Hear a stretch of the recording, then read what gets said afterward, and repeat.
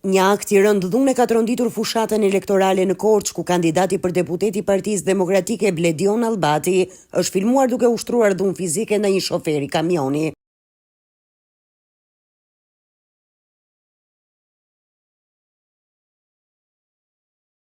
Pamjet e siguruara tregojnë momenti kur Allbati, i treti në listën e Partisë Demokratike për qarkun e Korçës, godet me grushte drejt shoferit në mes të rrugës.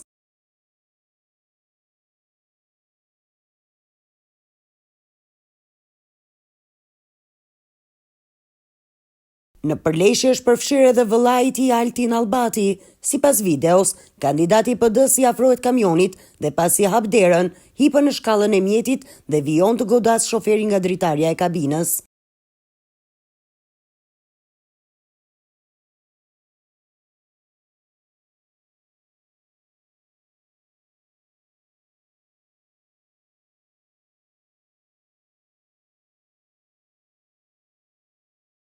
Qytetarët që ndodheshin në vendngjarje ndërhyjnë për të ndaluar dhunën, duke larguar fizikisht deputetin aktual të qarkut nga vendi i ngjarjes.